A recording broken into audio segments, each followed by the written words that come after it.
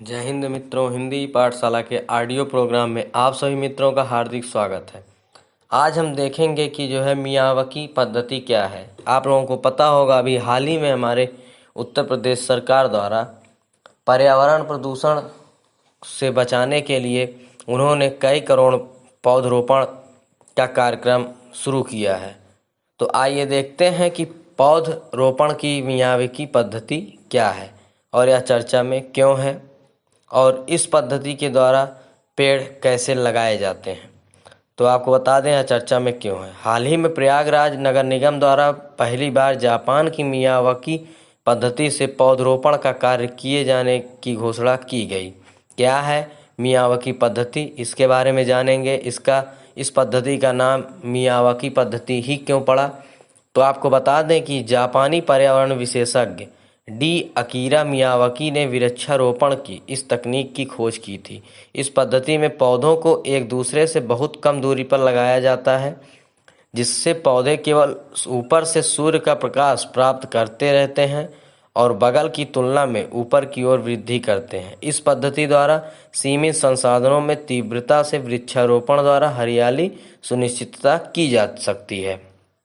तो आपने देखा कि इस पद्धति में पेड़ क्या होते हैं, वो कहाँ लगाए जाते हैं, पौधे कम दूरी पर लगाए जाते हैं।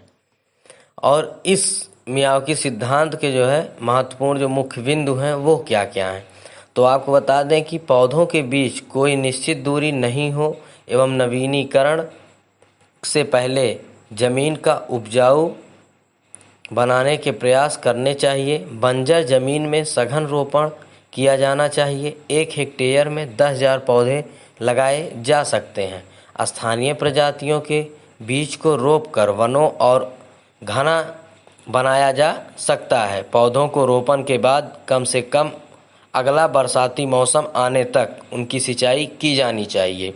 और इसके साथ ही खरपतवार की रोकथाम और मिट्टी में वाष्पन से नमी की कमी को दूर करने के लिए पलवार बिछानी चाहिए। नालियों में पानी बहाकर सिंचाई के स्थान पर स्प्रिंकलर विधि अपनाई जानी चाहिए। बरगद जैसे पेड़ जिसका बितान बहुत बड़ा होता है, उन्हें नहीं लगाना चाहिए। मतलब कि जो बरगद होते हैं वो बड़े ही, उनमें जड़ें पाई जाती हैं, जिससे कि अन्य पौधों को प्रभावित करती हैं और आसपास के पर्यावरण को भी प्रभावित करती हैं। फिर इसी के साथ ही हम देखेंगे कि क्या है मियावाकी वनीकरण सिद्धांत के लाभ। तो आपको बता दें सिद्धांत से क्या लाभ होंगे। इसके द्वारा कम जगह पर पौधों को 10 गुना तेजी से उगाया जा सकता है, जिससे वृक्ष शीघ्र ही घने हो जाते हैं। पौधों के पास होने से इन पर खराब मौसम से प्रभावित नहीं होते हैं, जिससे ये हरे भरे रहते हैं। इसमें पौधों में दोगुनी तेजी से वृद्धि होती है और 3 वर्ष बाद उनकी देखभाल नहीं करनी पड़ती है। मतलब 3 वर्ष के पश्चात ये अपने पूरी अवस्था में आ जाते हैं, या फिर स्वयं ही बढ़ने लगते हैं और इनको उतनी देखभाल की आवश्यकता नहीं होती है।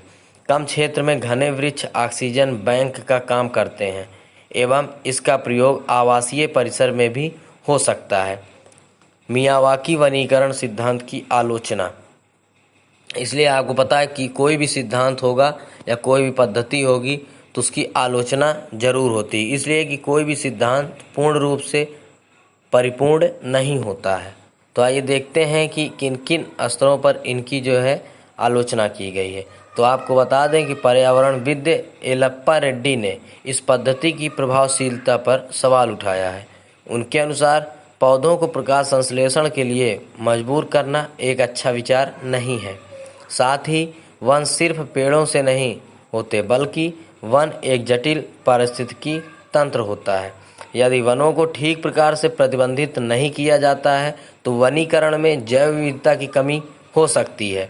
पर्यावरणविद और इकोवाच के संस्थापक हैं हमारे सुरेश हेवलिकर के अनुसार, उन्होंने बताया कि प्राकृतिक आपदाओं के कारण जापान में यह तकनीक प्रारंभ हुई थी, परंतु भारत जैसे उष्णकटिबंधीय देश में इस विधि की आवश्यकता ही नहीं है। हेवलिकर के अनुसार मियावाकी से केवल छोटे स्थानों पर या शहरों के आसपास ही उगाए जा सकते हैं। इस प्रकार के वनों में प्राकृतिक वनों के गुणों का अभाव होता है। उदाहरण जैसे कि वनों की औषधीय प्रकृति तथा उनके वर्षा लाने की क्षमता आदि। तो जय हिंद मित्रों, आप लोगों ने देखा कि इस प्रोग्राम में जो है क्या है मियावाकी पद्धति। और धन्यवाद।